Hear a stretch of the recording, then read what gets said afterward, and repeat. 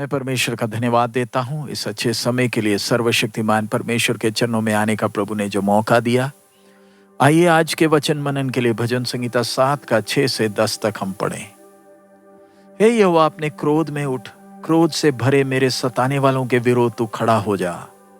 मेरे लिए जाग, तूने न्याय की आज्ञा दे दी है। देश देश के लोगों की मंडली तेरे चारों ओर हो और तू उनके ऊपर से होकर ऊंचे स्थानों पर लौट जा। यहोवा जाति जाति का न्याय करता है। यहोवा मेरे धर्म और खराई के अनुसार मेरा न्याय चुका दे। भला हो कि दुष्टों की बुराई का अंत हो जाए, परंतु धर्म को तू स्थिर कर, क्योंकि धर्मी परमेश्वर मन और मर्म का ज्ञाता है।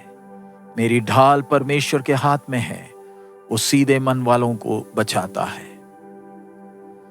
इस भजन संहिता की शुरुआत में राजा दाऊद अपना निर्दोषता, अपनी निष्कलंकता परमेश्वर के सामने रखने के बाद अब हम देखते हैं कैसे दाऊद अपने प्रभु के सामने विनती करता है, क्योंकि वो अपने प्रभु को, जो न्यायी है, सारे जगत का न्यायी है, उस पर भरोसा करता है।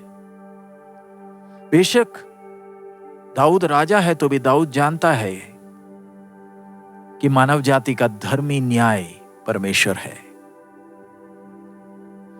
निस्संदेह ऐसे लगता तो है कि दुष्टता या बुराई ने धार्मिकता और न्याय के ऊपर जय पा ली है, लेकिन दाऊद विश्वास से जो बात कह रहा है उसको हम देख सकते हैं कि परमेश्वर यहोवा लोगों का न्याय करेगा। दाऊद जैसे हम लोग हैं, हमें जिन्हें नए नियम के द्वारा, पुराने नियम के द्वारा परमेश्वर का पूरा स्वभाव मालूम चला, दाऊद को परमेश्वर के न्याय की बारीकी नहीं मालूम। लेकिन फिर भी जब प्रायोगिक जीवन को जब हम देखते हैं, बेशक हमारे पास परमेश्वर का वचन है तो भी हमारे अंदर वो विश्वास नहीं है जो पुराने नियम के संतों में थी। जब दाऊद मुड़कर अपने पुराने जीवन को देखता है, उसे मालूम है कि दुष्टता ज्यादा देर तक प्रबल नहीं हो सकती, क्योंकि धर्मी प्रभु सही समय पर जगत का न्याय करेगा और अपने न्याय को स्थिर करेगा, अपनी धार्मिकता को स्थिर करेगा। और हमने देखा भी है कैसे परमेश्वर अपनी योजना को स्थापित करता है। बेशक दुश्मन पूरा प्रयास करता है उसमें रुकावट लाए। इसलिए दाऊद बेशक एक शक्तिशाली राजा है अपने लोगों के सामने, लेकिन धर्मी न्याय के सामने अपने आप को नम्र करता है, क्योंकि वो अपने वायदे के अनुसार न्याय कर दाऊद को स्थिर करेगा। दाऊद प्रभु को प्यार करता था और वो सत्य में बना रहना चाहता है, और वो देखता है कि कैसे दुश्मन बिना किसी कारण उसके विरोध खड़े हो रहे हैं। इसलिए दाऊद प्रार्थना करता है कि दुष्टों की दुष्टता का अंत हो। दाऊद ने अपने जीवन से सीखा है कि परमेश्वर जो सर्वशक्तिमान है, वो धर्मी को इस पाप भरे दुनिया में स्थिर करेगा, क्योंकि परमेश्वर लोगों के हृदय और विचारों को जांचता है। परमेश्वर गवाहों के आधार पर न्याय नहीं करता,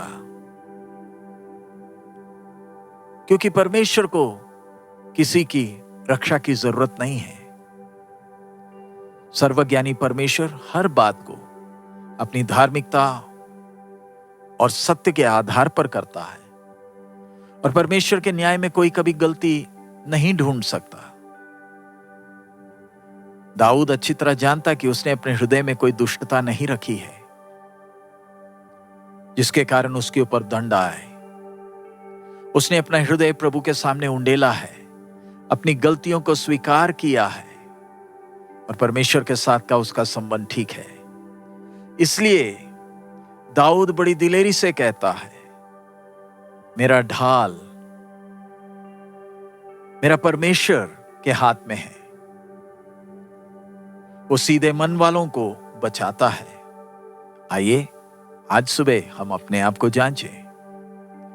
हमारे प्रभु ने हमें सिखाया हमारे दुश्मनों को प्रेम करना है और बुराई का सामना भलाई से करना है। हमें इस जगत का ज्योति कर कर चुना गया है। इसी कारण हमने अपने शत्रुओं के बर्बादी या नाश के लिए प्रार्थना नहीं करनी। बेशक वो हमें सताते हैं, लेकिन हमने उनके प्राण के उद्धार के लिए प्रार्थना करना है। जैसे हमारे प्रभु ने एक बिल्कुल सही उदाहरण अपने जीवन के द्वारा हमारे सामने रखा है। यह भजन संहिता हमें एक महत्वपूर्ण संदेश देता है कि हमारा प्रभु जगत का न्याय करेगा और कोई उसका सामना अपने बहानों से नहीं कर सकता। सारा मानव जाति पाप का गुलाम है और परमेश्वर के न्याय से बचने के लिए एक ही तरीका है, वो उद्धार पाना है जो स्वर्ग मुफ्त में मसीह यीशु के द्वारा देता है। हम कितने आशीषित हैं क्योंकि हमारे उद्धार के लिए स्वर्ग ने कीमत अदा कर दी ताकि हम परमेश्वर के सजा से बच जाएं। आइए हम इस दान को हल्का ना लें। परमेश्वर लोगों के हृदयों को, उनके विचारों को जांचता है और उसके अनुसार न्याय करता है। हमारे प्रभु ने हमें पाप के बंधन से छुड़ाया, लेकिन हमें अपने जीवन को पवित्र रखना है। पाप के उस सुख से, उस मोह से बचाए रखना है जो हमें अशुद्ध करता है और परमेश्वर की उपस्थिति से दूर रखता है। दाऊद प्रार्थना करता है, परमेश्वर धर्मी और न्यायी है। मेरी ढाल परमेश्वर के हाथ में है, वो सीधे मन वालों को बचाता है। हम भी परमेश्वर के सिंहासन के सामने जब खड़े होंगे, हमारे साथ भी ऐसा ही है।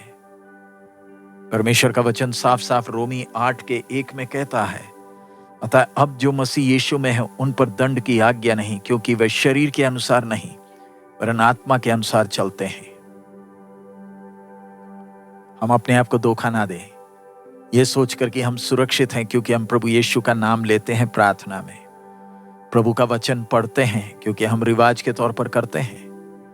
ऊपर पड़े हुए वचन साफ साफ हमें चेतावनी देता है कि उन पर दंड की आज्ञा नहीं जो मसीह यीशु में है, जो शरीर के अनुसार नहीं वरन आत्मा के अनुसार चलते हैं।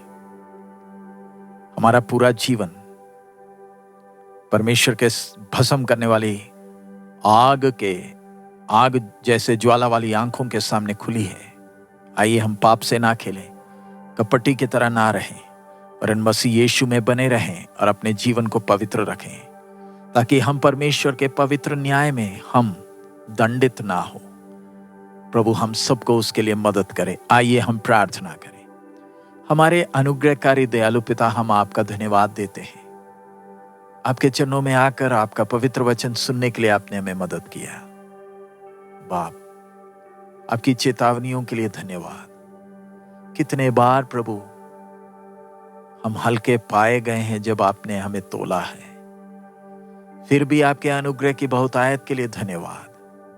प्रभु कभी भी आपके अनुग्रह का नाजायज इस्तेमाल करने का मौका ना हो।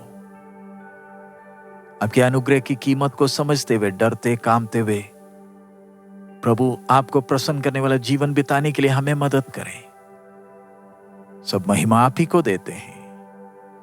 यीशु मसीह के मधुर नाम से हम मांगते हैं, आमीन। प्रभु हम सबको बहुत आयत में आशीष दे। हमारा प्रभु अति शीघ्र आ रहा है। मारानाथा।